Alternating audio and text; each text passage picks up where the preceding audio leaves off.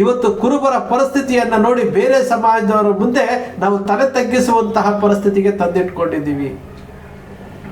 2 ವರ್ಷದ ಹಿಂದೆ ಹಾಸನ ಜಿಲ್ಲಾ ಕುರುಬರ ಸಂಘದ ಇದೇ ರೀತಿ ಆಗಿತ್ತು. ಅದು ಪ್ರೆಸ್ ಮೀಟ್ಗಳಾಯ್ತು, ಪತ್ರಿಕೆಗಳು ಬಂತು, ಎಲ್ಲವೂ ಆಯ್ತು.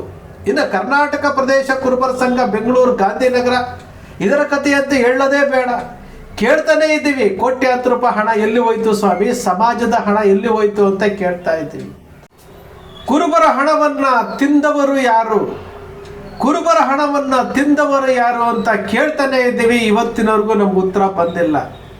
ಹಾದಿ ಬೀದಿನಲ್ಲಿ ಕುರುಬರ ಬಗ್ಗೆ ಸುದ್ದಿಗಳು ಆಗ್ತಾ ಇದ್ದಾವೆ. ನ್ಯೂಸ್ ಪೋರ್ಟಲ್ ಸುದ್ದಿ ಆಗ್ತಾ ಇದೆ, ಸ್ಯಾಟಲೈಟ್ ಚಾನಲ್ ಸುದ್ದಿ ಆಗ್ತಾ ಇದೆ, ಯೂಟ್ಯೂಬಲ್ಲಿ ಸುದ್ದಿ ಆಗ್ತಾ ಇದೆ. ಆದರೂ ಸಹ ಯಾರಿಗೂ ಸಹ ಈ ಸಮಾಜದ ಬಗ್ಗೆ ಕಾಳಜಿನೇ ಕಾಣ್ತಾ ಇಲ್ಲ ರೀ.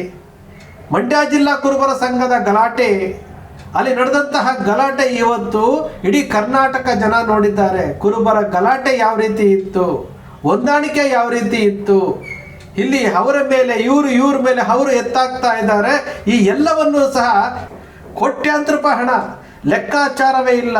ಇಡೀ ಸಹಕಾರ ಇಲಾಖೆ DR ಆಫೀಸನ್ನು ಇವರು ಹೇಳ್ದಂಗೆ ನಡೆಸ್ಕೊಂಡು ಹೋಗ್ತಾ ಇರುವಂತಹ ಈ DR ಎಂಬ ವ್ಯಕ್ತಿ ತಾನು ಒಬ್ಬ ನೋಂದಣಾಧಿಕಾರಿ ಅಂತ ಗೊತ್ತಿದ್ರೂ ಸಹ ಇವರು ಹಲ್ಲಿಕ್ಕಿತ್ತ ಹಾವಿನಂತಾಗಿದ್ದಾರೆ. 1 ವರ್ಷ ಮುಗಿದಿದೆ, ಡಿಸೆಂಬರ್ 22ಕ್ಕೆ 1 ವರ್ಷ ಮುಗಿದಿದೆ ಚುನಾವಣೆ ಮುಗಿದು. ನಾನು ಅದರ ಕ್ರಮ ಕೈಗೊಳ್ಳಬೇಕು ಅನ್ನೋ ಇದೇ ಇಲ್ಲ ಅವರಿಗೆ, ಆ ಶಕ್ತಿನೇ ಇಲ್ಲ ಅವರಿಗೆ. 12 ಆರೋಪಗಳಲ್ಲಿ 11 ಆರೋಪ ಸಾಬೀತಾಗಿದೆ. ಕನಕ ಭವನದ ಆರೋಪ ಸಾಬೀತಾಗಿದೆ. ತನಿಖಾಧಿಕಾರಿಯಿಂದ ನಾನು ತನಿಖೆ ಮಾಡಿಸಿದ್ದೀನಿ, ಆರೋಪ ಪಟ್ಟಿ ನನ್ನ ಹತ್ರ ಇದೆ. ಇದರ ಬಗ್ಗೆ ಕ್ರಮ ಕೈಗೊಳ್ಳಬೇಕು ಅಂತ ಗೊತ್ತೇ ಇಲ್ಲ ಅದು DR ಅವ್ರಿಗೆ. ಇನ್ನು 118 ಜನ ಆಯ್ಕೆ ಆದರು, 2019ರಲ್ಲಿ ಆಯ್ಕೆ ಆದರು. 5 ವರ್ಷಗಳ ಕಾಲ ಡೈರೆಕ್ಟರ್ಗಳಾದರು, ಪದಾಧಿಕಾರಿಗಳಾದರು, ಫೋರ್ಸ್ ಕೊಟ್ಟರು, ಎಲ್ಲವನ್ನೂ ಮಾಡಿದ್ರಲ್ಲ. ನಾವು ಏನಾದರೂ ನ್ಯಾಯ ಒದಗಿಸಿದ್ದೀವ, ನಾವು ಡೈರೆಕ್ಟರ್ಗಳಾಗಿ ನ್ಯಾಯ ಒದಗಿಸಿದ್ದೀವ ಅಂತೇಳಿ ಅವರಿಗೆ ಅವರ ಪ್ರಶ್ನೆ ಮಾಡ್ಕೊಳ್ತಾರ? ಇಲ್ಲ, ಬೇಕಾಗಿಲ್ಲ. 6 ವರ್ಷಗಳ ಜನರಲ್ ಬಾಡಿ ಮೀಟಿಂಗ್ ಒಂದೇ ಸರಿ ಮಾಡ್ತಾರೆ. 114 ಜನ ಸಹಿ ಮಾಡ್ತಾರೆ. ಅದರಲ್ಲಿ ಅರ್ಧ ಜನ ಐಡೆಂಟಿ ಕಾರ್ಡ್ ಇರೋಕ್ಕಿಲ್ಲ. ಇವರ ಅನುಮೋದನೆ ಮಾಡಿಕೊಂಡು ನಾವು ಲೆಕ್ಕವನ್ನು ಪಾಸ್ ಮಾಡ್ತೀವಿ. ಒಂದಕ್ಕೊಂದು ಲೆಕ್ಕಾಚಾರವೇ ಇಲ್ಲ. ಇದು ಸಮುದಾಯದ ಹಣ ರೀ, ಯಾರೊಬ್ಬರ ವೈಯಕ್ತಿಕ ಹಣ ಅಲ್ಲ ಇದು. ಹಾದಿ ಬೀದಿನಲ್ಲಿ ಕುರುಬರ ಗಲಾಟೆ ಬರ್ತಾ ಇದೆ. ಏನಾದರೂ ಕೇಳಿದ್ರೆ ದೌರ್ಜನ್ಯ ಮಾಡ್ತಾರೆ, ಏನಾದರೂ ಪ್ರಶ್ನೆ ಮಾಡಿದ್ರೆ ಒಂದಷ್ಟು ಹಣಕಾಸು, ಒಂದು 25,000 30,000 ಕೊಟ್ಟು ಬಾಯಿ ಮುಚ್ಚೋ ಅಂತ ಕೆಲಸ ಮಾಡ್ತಾ ಇದ್ದಾರೆ. ಅಂದರೆ ಎಲ್ಲ ಒಂದು ಕಡೆ ತಪ್ಪಿದೆ ಅಂತ ಆಯ್ತಲ್ಲ. ಯಾರಾದರೂ ಪ್ರಶ್ನೆ ಮಾಡಿದ್ರೆ ಅವರನ್ನ ದೌರ್ಜನ್ಯದಿಂದ ಬೇರೆ ಗೂಂಡಾಗಳನ್ನು ಬಿಟ್ಟು ಎದುರಿಸುವಂತಹ ಕೆಲಸ ಮಾಡ್ತಾರೆ. ಮತ್ತಾರೋ ಪ್ರಶ್ನೆ ಮಾಡ್ತಾರೆ ಅಂತಂದ್ರೆ ಅವ್ರಿಗೊಂದಷ್ಟು ಹಣದ ಆಮಿಷ ತೋರಿಸ್ತಾರೆ.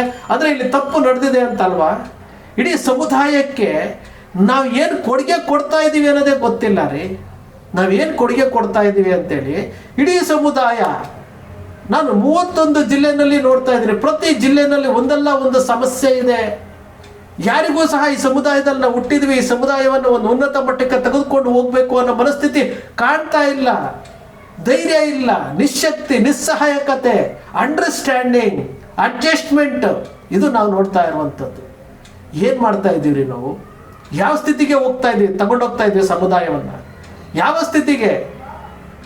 ಮಂಡ್ಯದ ನನ್ನ ವಿಚಾರಗಳು ಸ್ಯಾಟಲೈಟ್ ಚಾನೆಲ್ಗಳಲ್ಲಿ ನೋಡ್ತಾ ಇದ್ರೆ ಬೇರೆ ಸಮುದಾಯದವರು ಈ ಸಮುದಾಯದ ಬಗ್ಗೆ ಏನಂತ ತಿಳ್ಕೊಳ್ತಾರ್ರಿ. ಅಲ್ಲೊಂದು ಸ್ಟೇಟ್ಮೆಂಟ್ ಕೊಡ್ತಾರೆ, ಈ ವಿಚಾರವನ್ನ ಬೈತಿ ಸುರೇಶ್ ಅವರು, ಸಿದ್ದರಾಮಯ್ಯನವರು, ರೇವಣ್ಣವ್ರ ಜೊತೆ ಚರ್ಚೆ ಮಾಡಿಬಿಟ್ಟು ಇದನ್ನ ಬಗೆಹರಿಸ್ತೀವಿ.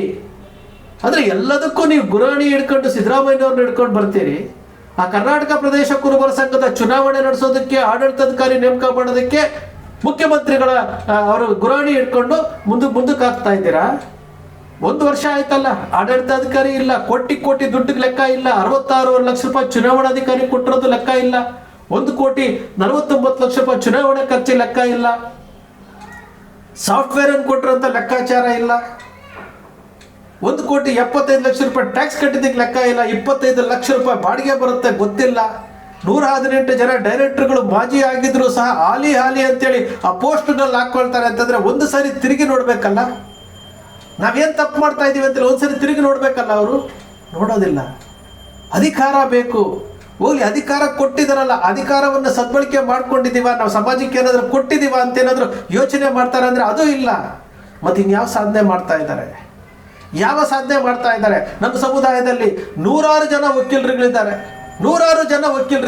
ನಮ್ಮ ಸಮುದಾಯದ ವಕೀಲರುಗಳಲ್ಲಿ 1,000 ರೂಪಾಯಿ ಖರ್ಚು ಮಾಡಿದ್ರೆ, ನಮ್ಮ ಸಮುದಾಯದ ವಕೀಲರುಗಳು 1,000 ರೂಪಾಯಿ, ಅದು ಏನಕ್ಕೆ? ಜೆರಾಕ್ಸು, ಟೈಪಿಂಗು ಎಲ್ಲ ಸೇರಿ 1,000 ರೂಪಾಯಿ ಖರ್ಚು ಮಾಡಿ ಕೋರ್ಟ್ ಫೀಸ್ ಕಟ್ಟಿಬಿಟ್ಟು ಒಂದು ರಿಟ್ ಅರ್ಜಿ ಹಾಕಿ ಇದನ್ನು ಪ್ರಶ್ನೆ ಮಾಡ್ತಾರೆ ಅಂತ ನಾವು ತಿಳ್ಕೊಂಡ್ರೆ 1,000 ರೂಪಾಯಿನೂ ಖರ್ಚು ಆಗೋಂಥ ವಿಚಾರಗಳಲ್ಲ. ಇದನ್ನೂ ಮಾಡಲಿಲ್ಲ ಅಂತಂದರೆ ಮತ್ತೇನು ಉಳಿಸಕ್ಕೆ ಹೋಗ್ತೀರಿ? ಹೈಕೋರ್ಟಲ್ಲಿ ಪ್ರಶ್ನೆ ಮಾಡಬೇಕು. ಇವರು ಸರಿಯಾದಂತಹ ಲೆಕ್ಕ ಕೊಡ್ತಾ ಇಲ್ಲ, ಚುನಾವಣೆ ನಡೆಸ್ತಾ ಇಲ್ಲ, ಆಡಳಿತಾಧಿಕಾರಿ ನೇಮಕ ಮಾಡ್ತಾ ಇಲ್ಲ, ಇಲ್ಲಿ ಯಾವುದೇ ಅನುಮೋದನೆ ಇಲ್ಲದೆ, ಯಾವುದೇ ಒಪ್ಪಿಗೆ ಪಡೆದೆ ಏನೇನೋ ಮಾಡ್ಕೊಂಡು ಹೋಗ್ತಾ ಇದ್ದಾರೆ. ಕೋಟ್ಯಾಂತರ ರೂಪಾಯಿ ಹಣಕ್ಕೆ ಲೆಕ್ಕಾಚಾರ ಇಲ್ಲ.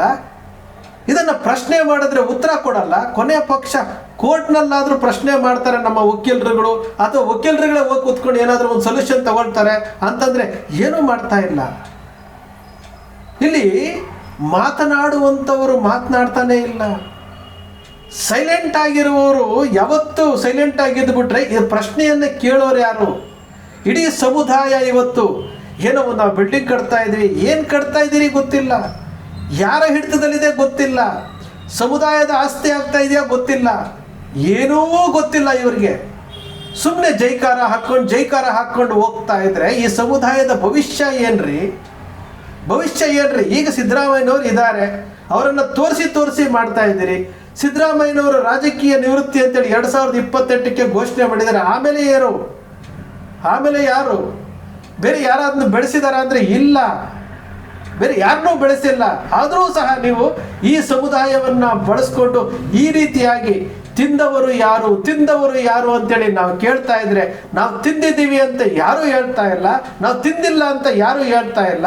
ತಿಂದವರು ಯಾರು ಅಂತ ಪ್ರಶ್ನೆ ಮಾಡೋರು ಯಾರೂ ಇಲ್ಲ. ಇದು ನಮ್ಮ ಸಮುದಾಯದ ಇವತ್ತಿನ ದಯನೀಯ ಸ್ಥಿತಿಗೆ ಸಾಕ್ಷಿ. ಬೇಕಾಗಿಲ್ಲ. ಇಡೀ ಮುಖ್ಯಮಂತ್ರಿ, ಈ ರಾಜ್ಯದ ಮುಖ್ಯಮಂತ್ರಿ ಕರ್ನಾಟಕ ಪ್ರದೇಶ ಕುರುಬರ ಸಂಘ ಗಾಂಧಿನಗರದಲ್ಲಿ ಹಾಕಿರುವಂತಹ ವೇದಿಕೆಯ ಮೇಲೆ ನಿಂತ್ಕೊಂಡು ಹೇಳ್ತಾರೆ, ಮೈಸೂರಿನ ಕನಕ ಇಂಜಿನಿಯರಿಂಗ್ ಕಾಲೇಜಿನಲ್ಲಿ 9 ಕೋಟಿ ರೂಪಾಯಿಯನ್ನು ಸಮುದಾಯದ ಹಣ ಕಲೆಕ್ಟ್ ಮಾಡಿ ಕೊಟ್ಟಿದ್ದೆ ರಾಮಚಂದ್ರಪ್ಪ ಹಾಳು ಮಾಡ್ದ ಅಂತ ಹೇಳ್ತಾ ಇದ್ದಾರೆ. ಇಷ್ಟು ಜೀವಂತ ಸಾಕ್ಷಿ ಇದ್ರೂ ಸಹ ಆ 9 ಕೋಟಿ ಏನಾಯ್ತು, ಯಾರು ಕೊಟ್ಟರು, ಎಲ್ಲಿ ಹೋಯ್ತು, ಯಾಕೆ ಕಟ್ಟಡ ಬಿದ್ದೋಗ್ತಾ ಇದೆ, ಇದ್ರ ಬಗ್ಗೆ ಯಾರಿಗೂ ಗಮನ ಇಲ್ಲ, ಯಾರಿಗೂ ಬೇಕಾಗಿಲ್ಲ. 9 ಕೋಟಿ ರೀ, 2013ರಲ್ಲಿ 9 ಕೋಟಿ ರೂಪಾಯಿ. ಅದು ಏನಾಯ್ತು? ಸಮುದಾಯದ ಹಣ ಅಲ್ವಾ ಅದು? ಇದನ್ನು ಪ್ರಶ್ನೆ ಮಾಡಬಾರ್ದ ನಾವು? ಇದನ್ನು ಕೇಳಬಾರ್ದ ನಾವು? ಏನು ಮಾಡ್ಲಿಕ್ಕೆ ಹೊರಟಿದ್ದೀರಿ? ಸಮುದಾಯದಲ್ಲೂ ಮೌನವಾಗಿರುವಂಥದ್ದು ಏನಾಯ್ತಲ್ಲ, ಮೌನವಾಗಿರುವಂಥದ್ದು ಏನಂದ್ರೆ ಲಕ್ಷಣ, ಸಮ್ಮತಿಯ ಲಕ್ಷಣ ಅಂತ. ಹಾಗಾದ್ರೆ ಎಲ್ಲದಕ್ಕೂ ಒಪ್ಪಿಗೆ ಕೊಡ್ತೀರಾ? ಈ ಸಮುದಾಯದಲ್ಲಿ ಹುಟ್ಟಿಲ್ವಾ ನೀವು? ಯುವಕರಿದ್ದೀರಿ, 65% ಯುವಕರಿದ್ದೀರಿ. ಏನಕ್ಕಿದ್ದೀರಿ? ಸಂಗೊಳ್ಳಿ ರಾಯಣ್ಣ, ಅಕ್ಕ ಬುಕ್ಕ, ಅಲ್ಯಾಬಾಯಿ ಹೋಳ್ಕರ್ ಅಂತೆಲ್ಲ ಪೋಸ್ಟ್ ಹಾಕ್ತಿರಲ್ಲ. ಕೊನೆಯ ಪಕ್ಷ ನಾವು ಏನು ಮಾಡ್ತಾ ಇದ್ದೀವಿ? ಆ ಸಂಗೊಳ್ಳಿ ರಾಯಣ್ಣನ ಫಾಲೋವರ್ಸ್ ಆಗಿದ್ದೀವಿ. ಎದುರುಗಡೆ ಅನ್ಯಾಯ ನಡೀತಾ ಇದೆ, ಮುಖ್ಯಮಂತ್ರಿಗಳು ಹೇಳ್ತಾ ಇದ್ದಾರೆ, ಬ್ಯಾಲೆನ್ಸ್ ಶೀಟ್ ಹೇಳ್ತಾ ಇದೆ ಇಷ್ಟೆಲ್ಲ ಕೋಟಿ ಅವ್ಯವಹಾರ ಅಂತೇಳಿ. ಅದನ್ನು ಪ್ರಶ್ನೆ ಮಾಡಬೇಕು, ಅದನ್ನ ಲೆಕ್ಕಾಚಾರ ಕೇಳಬೇಕು. ವೈಯಕ್ತಿಕ ಬಿಟ್ಟುಬಿಡ್ರಿ, ಸಮುದಾಯದ ಹಣ ಅಲ್ವಾ, ಕೇಳಬೇಕಲ್ವಾ? ಅದನ್ನೂ ನೀವು ಕೇಳಲಿಲ್ಲ ಅಂತಂದ್ರೆ ಮತ್ತೆ ನೀವೆಂತ ಸಮಾಜದಲ್ಲಿ ಹುಟ್ಟಿ ಯಾವ ಋಣ ತೀರ್ಸಕ್ಕೆ ಹೊರಟಿದ್ದೀರಿ? ಅಡ್ಜಸ್ಟ್ಮೆಂಟು. ಕುರುಬರ ಸಂಘದ ನಿರ್ದೇಶಕರನ್ನ ಖರೀದಿ ಮಾಡೋದ್ರಲ್ಲಿ ಅಡ್ಜಸ್ಟ್ಮೆಂಟ್, ಕುರುಬರ ಸಂಘದ ಲೆಕ್ಕಾಚಾರಗಳಲ್ಲಿ ಅಡ್ಜಸ್ಟ್ಮೆಂಟ್, ಕುರುಬರ ಸಂಘದ ಹಣದಲ್ಲಿ ಅಡ್ಜಸ್ಟ್ಮೆಂಟ್. ಇಲ್ಲಿ ಜಿಲ್ಲಾ ಕುರುಬರ ಸಂಘಗಳು ಅಲ್ಲೊಂದು ಇಲ್ಲೊಂದು ಸಭೆ ಮಾಡ್ತವೆ, ಅದರಲ್ಲಿ ಅಡ್ಜಸ್ಟ್ಮೆಂಟ್. ಇಲ್ಲಿ ಗಲಾಟೆಗಳು ಬರ್ತಾ ಇದೆ, ಅದ್ರ ಬಗ್ಗೆ ಯಾರು ಕೇಳಲ್ಲ, ಅಡ್ಜಸ್ಟ್ಮೆಂಟ್. ಸೆಲ್ಫಿ ಹೊಡ್ಕೊಂಡು ಕಾಲ ಕಳೀತಾರೆ, ಅಡ್ಜಸ್ಟ್ಮೆಂಟ್. ಇದೇನಾ ಜೀವನ? ಕುರುಬರ ಜೀವನ? ಬೇರೆ ಸಮಾಜದವರು ಕುರುಬರನ್ನ ನೋಡ್ಕೊಂಡು ನಗ್ತಾ ಇದ್ದಾರೆ. 100 ವರ್ಷಗಳಾಗಿರುವಂತಹ ಕಟ್ಟಡಕ್ಕೆ ಇವತ್ತು ಒಂದು ಸರಿಯಾದಂತಹ ಹಿರಿಯರು ಕಟ್ಟಿರುವಂತಹ ಕಟ್ಟಡದ ಅದು ಗುರಿ ಏನಿತ್ತಲ್ಲ, ಆ ಧ್ಯೇಯ ಏನಿತ್ತಲ್ಲ, ಆ ಧ್ಯೇಯ ಆಗಿಲ್ಲ. ಇವತ್ತು ಉಳ್ಳವರ ಪಾಲಿಗೆ ಕಟ್ಟಡ ಹೋಗ್ತಾ ಇದೆ, ಕಟ್ಟಡ ಹೋಗ್ತಾ ಇದೆ. ಸಮುದಾಯಕ್ಕೆ ಯಾವುದೇ ಲಾಭ ಆಗ್ತಾ ಇಲ್ಲ. ಇದರಿಂದ ಒಂದು ಕಂಪ್ಲೀಟ್ ಆಗಿ ಒಂದು ಚಾರ್ಟ್ ರೆಡಿ ಆಗ್ತಾ ಇಲ್ಲ. ಇದು ಸಮುದಾಯದ ದುರಂತವೋ ದೌರ್ಭಾಗ್ಯವೋ ಗೊತ್ತಿಲ್ಲ. ಸ್ನೇಹಿತರೆ, ನಿಮ್ಮ ಕನಕ ಟಿವಿ ಸೃಷ್ಟಿ ಮಾಡೋದಿಲ್ಲ, ಕಲ್ಪನೆ ಮಾಡೋದಿಲ್ಲ. ಸಮಾಜದಲ್ಲಿ ಹುಟ್ಟಿದ್ದೀನಿ, ಆ ಋಣ ಇದೆ. ಅನ್ಯಾಯ ಆಗೋದನ್ನ ನಾನು ಟಿವಿಯ ಮೂಲಕ, ಪತ್ರಿಕೆಯ ಮೂಲಕ ಹೇಳುವಂತಹ ಪ್ರಾಮಾಣಿಕ ಪ್ರಯತ್ನ ಮಾಡ್ತಾ ಇದ್ದೀನಿ. ಕನಕ ಟಿವಿಯ ವಿಶ್ಲೇಷಣೆ ನಿಮ್ಗೆ ಇಷ್ಟ ಆಯಿತು ಅಂದರೆ ಸಬ್ಸ್ಕ್ರೈಬ್ ಆಗಲಿಲ್ಲ ಅಂದರೆ ಸಬ್ಸ್ಕ್ರೈಬ್ ಮಾಡ್ಕೊಳ್ಳಿ, ಪಕ್ಕದಲ್ಲಿ ಕಾಣುವಂಥ ಬೆಲ್ ಐಕಾನ್ ಪ್ರೆಸ್ ಮಾಡಿ, ಶೇರ್ ಮಾಡಿ, ಪ್ರೋತ್ಸಾಹ ನೀಡಿ.